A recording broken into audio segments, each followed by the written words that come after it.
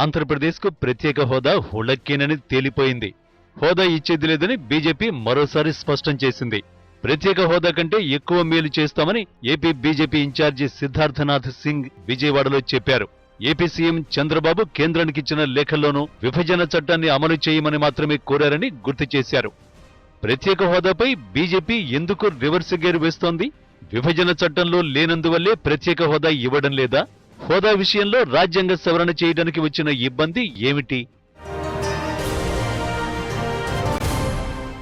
ఈరోజు పరిణామాలు చూస్తే అర్థమయ్యేది ఏంటంటే బీజేపీ ఒక అఫెన్సివ్ ఆంధ్రప్రదేశ్లో తీసుకోవాలనుకుంటోంది అనేది స్పష్టమవుతోంది.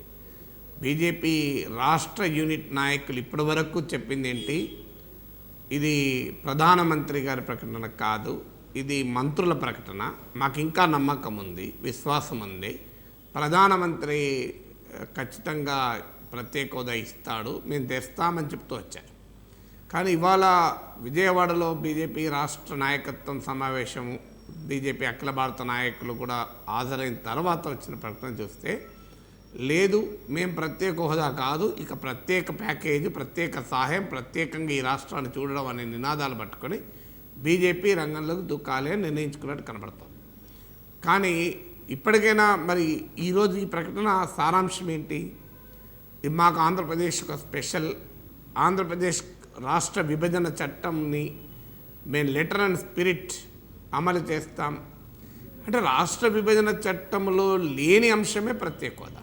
అందువల్ల దీన్ని మళ్ళీ మనం క్లారిఫై చేసుకోవాలి. అనేకసార్లు చెప్పాను, రాష్ట్ర పునర్వ్యవస్థీకరణ చట్టాన్ని అమలు చేయడం అనేది ఆంధ్రప్రదేశ్కి ఇచ్చే ప్రత్యేక బెనిఫిట్ ఏమీ కాదు.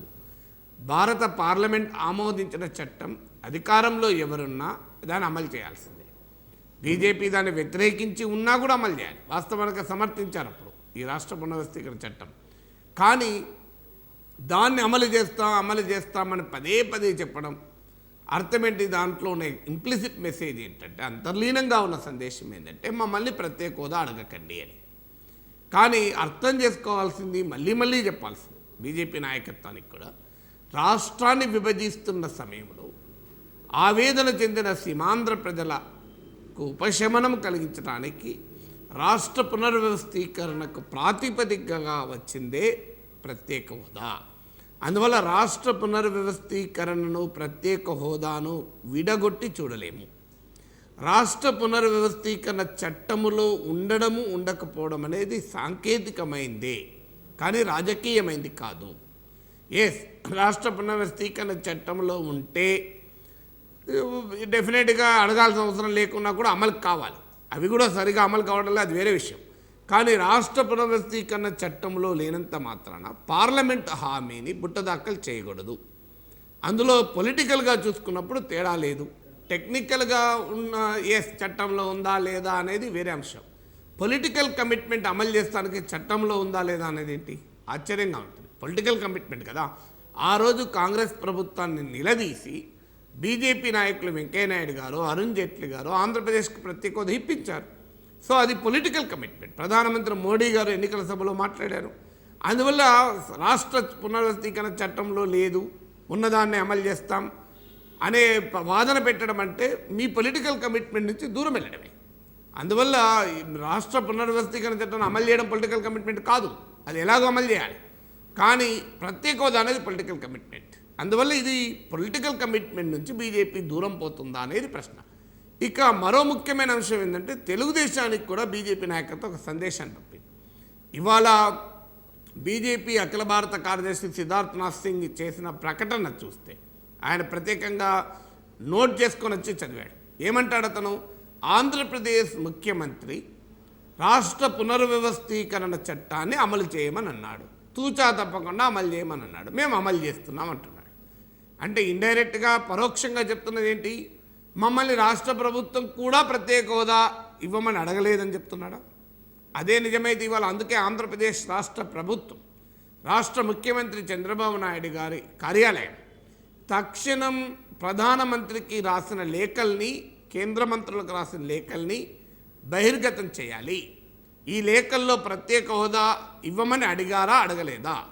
ఎందుకంటే ఇవాళ బీజేపీ నాయకుడు అఖిల భారత నాయకుడు చేసిన ప్రకటనతో తెలుగుదేశం ప్రభుత్వం పైన కొన్ని ప్రశ్నలు ఎదురవుతున్నాయి, అనుమానాలు వ్యక్తమవుతున్నాయి. అసలు ముఖ్యమంత్రి చంద్రబాబు నాయుడు గారే అడిగారా, అడగలేదా అని. ఎందుకంటే గతంలో చంద్రబాబు నాయుడు గారి స్టేట్మెంట్ చూసాం, ఇదేం సంజీవని కాదు, సర్వరోగ నివారణకి కాదు అని స్టేట్మెంట్ చూసాం. అందువల్ల ఎక్కడ కేంద్ర ప్రభుత్వానికి ఇబ్బంది అవుతుందోనని ముందే భావించి అడగలేదా? మరి అడగకపోతే అది ఇంకా దారుణం. అందుకంటే ఇప్పటికిప్పుడు మనం కామెంట్ చేయలేం అడిగారా లేదా అని. అందుకే రాష్ట్ర ప్రభుత్వాన్ని కోరేది ఏంటంటే, తెలుగుదేశం పార్టీని కోరేది ఏంటంటే, మీరు కేంద్రానికి రాసినటువంటి లేఖల్లో ప్రత్యేక హోదా అడిగారా లేదా ఇది తేల్చండి. ఎందుకంటే ఇవాళ బీజేపీ నాయకుల ప్రకటన ఏమంటున్నది, రాష్ట్ర పునర్వ్యవస్థీకరణ చట్టాన్ని తూచా తప్పకుండా అమలు చేయమని అడిగారు, అడిగిన దాన్ని మేము తూచా తప్పకుండా అమలు చేస్తున్నాం అంటున్నారు. అందువల్ల దీనిపైన క్లారిఫికేషన్ మనకు చాలా స్పష్టంగా రావాలి. ఇక రాష్ట్ర ప్రభుత్వం అడిగినా అడగకపోయినా, రాష్ట్ర ప్రభుత్వం అడగడంతో కూడా సంబంధం లేదు. ఎందుకంటే ఇది బీజేపీ కమిట్మెంట్ కూడా, ఇది ఒక తెలుగుదేశం కమిట్మెంటే కాదు. తెలుగుదేశం అడిగిందా లేదు, అడగకపోతే తెలుగుదేశం తప్పే, అందులో అనుమానం లేదు, రాష్ట్ర ప్రభుత్వం తప్పే. కానీ బీజేపీ దాంతో లింక్ చేసి మాట్లాడడం కూడా కరెక్ట్ కాదు. ఎందుకంటే ఇది బీజేపీ కూడా పొలిటికల్ కమిట్మెంట్. అందువల్ల ఈ అడగడమా అడగకపోవడం అనే వివాదాన్ని తీసుకురావడమే దురదృష్టకరం. ఆ సమస్య చర్చ రావడం అయినా ఆంధ్రప్రదేశ్ రాష్ట్ర శాసనసభ ఏకగ్రీవంగా అడిగింది. మరి ఆ తీర్మానమైనా కేంద్రానికి పోయి ఉంటుంది కదా.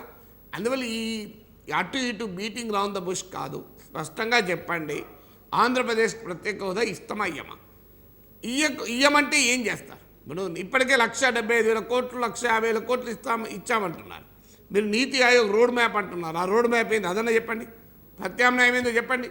అందువల్ల పోనీ ఒక కేంద్రం ఒక శ్వేతపత్రాన్ని విడుదల చేయండి, రాష్ట్రానికి ఏమి ఇచ్చారు, ఇతర రాష్ట్రాలతో పోలిస్తే ప్రత్యేకంగా ఏమైనా ఇచ్చారా, దీనిపైన శ్వేతపత్రం ఇవ్వండి.